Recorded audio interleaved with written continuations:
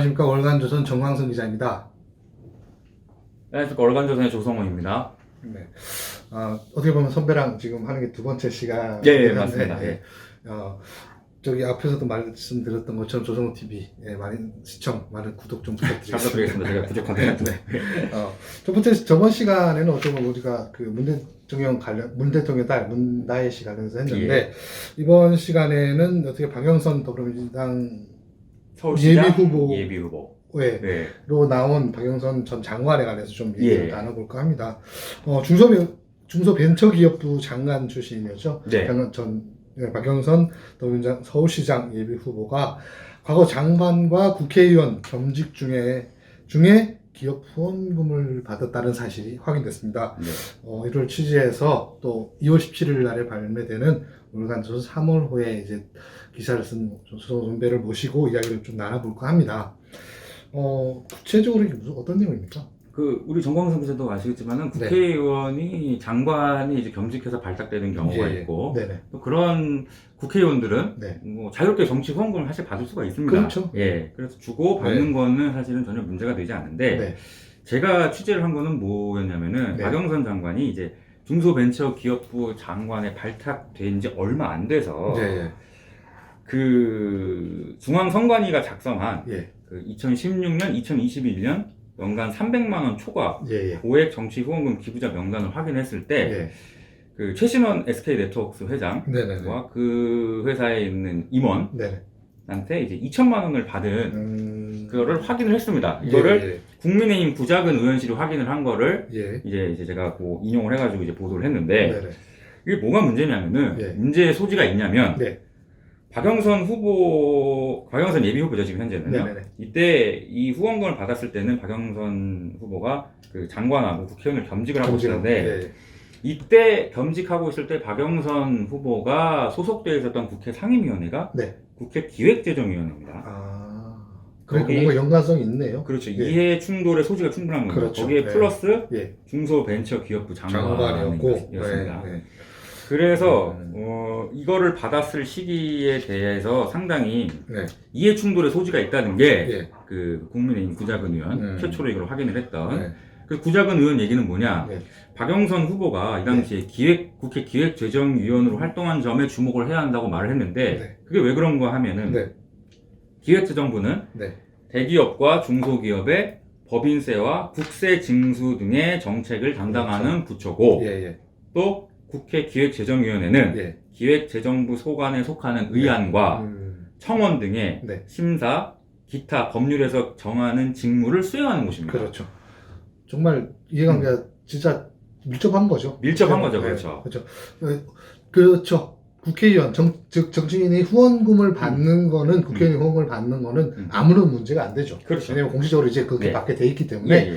그런데 박영선 전 장관 같은 경우는 네, 이제 이해관계가 다분한 그렇죠. 다분해 보일 수 있는. 보일 수 있는 네. 분의 이제 후원금을 받아서 좀 문제가 되고 있는 건데, 네. 그러면 이 박영선 의원과 네.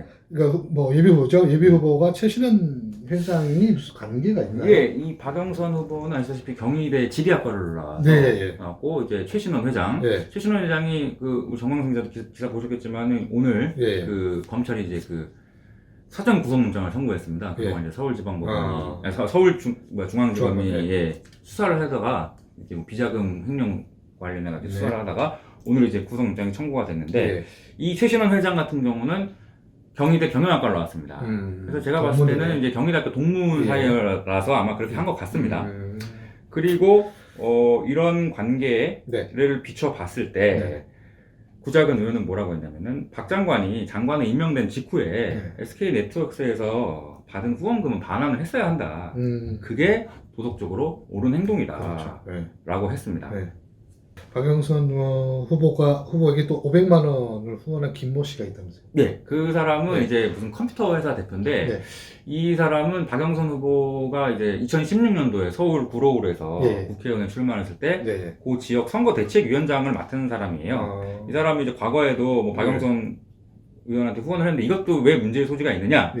이 회사가 이 사람이 이 대표로 있는 회사가 중소기업에 해당을 합니다. 사실 그렇게 되면 중소벤처기업부 장관으로서 상당히 이해 충돌의 소지가 있을 법하죠. 그렇죠. 예.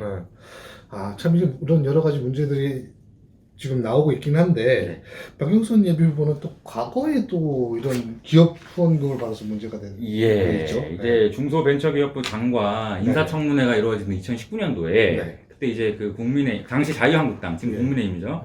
거기 이종배 의원실이 내놓은 그 자료에 따르면은 박영선 당시 장관 후보자가 뭐 제일모직 사장, 그 다음에 뭐 삼흥그룹 회장, 그 다음에 뭐 파라다이스 그룹 회장, 뭐 동아일레콤 회장한테 이렇게 후원금을 받은 걸로 이렇게 나옵니다.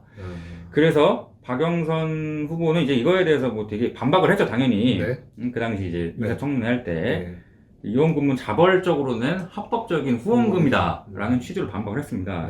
그런데 문제는 시계추를 조금만 돌려서 2011년도에 고 박원순 서울시장과 박영선 후보가 그 서울시장 선거를 앞두고 맞붙은 적이 있습니다. 그래서 이 두 사람이 이제 단일화를 해가지고 그때 박원순 씨가 이제 후보로 출마를 한 건데 이때 박영선 후보와 그 당시 박원순 후보가 TV 토론을 할 때 그 박영선 후보가 박원순 씨를 겨냥을 해서 뭐라고 얘기를 했냐면은 그때도 아시겠지만은 그 박원순 씨가 재벌 후원금 받아가지고 논란이 됐었습니다.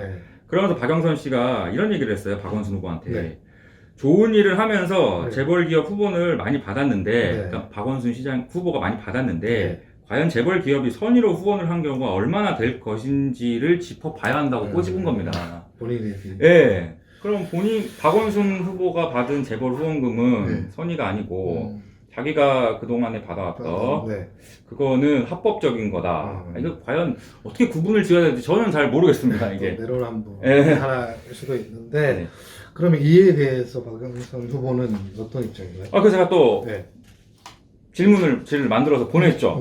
박영선 후보한테. 그때 이제 현직 장관이 언제 보냈냐면은 이게 작년 12월 8일입니다. 제가 보내가지고 그래서 이런 앞서 말씀드렸던 사안들을 다 했습니다. 그래서 최신원 회장과 그 회사 임원으로부터 그 후원 받은 경위, 그다음에 이해 충돌의 소지가 있다는 의견이 있는데 어떻게 생각하느냐. 법적인 문제는 없어도 도의적인 문제는 있어 보인다. 그다음에 인사청문회 당시에 이렇게 후원을 받은 게 문제가 됐었는데, 그럼 장관 취임 이후에는 지금 말씀드렸던 거는 다 장관 취임 이후입니다. 그러니까 그 최신원 씨하고 그다음에 그 아까 그 선대위원장 출신 김모 씨한테 받은 건 다 장관 취임 이후입니다. 그럼 장관 취임 이후에 이렇게 후원금 받은 거는 좀 조심했어야 되는 거 아니냐 라고 물어봤는데 답변이 없었습니다. 좀 씁쓸한 거긴 한데 어떻게 보면 지금 여당에서는 서울시장 후보 예비후보 중에 유력한 후보로 좀 거론되고 있는데 이런 도덕성 문제나 이런 청렴한 결과에 대해서 좀 더 깨끗하게 좀 본인이 스스로 좀 밝히고 나서 좀 깨끗한 마음으로 좀 선거에 임했으면 그런 좀 바람이 있긴 합니다. 그래서 3월호 기사 보시면은 이제 요거 외에도 제가 별도로 좀 취재했던 내용들, 그 박영선 후보와 관련된 그간에 무슨 뭐 이제 법안 발의를 한 게 있습니다. 이해충돌 관련해가지고 그거하고 그다음 박근혜 정부 시절에 국회의원과 장관을 겸직했던 인사의 보좌관 출신이 이게 왜 문제가 되는지에 대해서도 언급을 한 게 있으니까는 저희 월간조선 3호로 한번 보시면서 비교해서 보시면 되겠습니다. 오늘은 여기서 마치고 다음에 또 더 좋은 소식으로 여러분들을 찾아뵙도록 하겠습니다. 고맙습니다.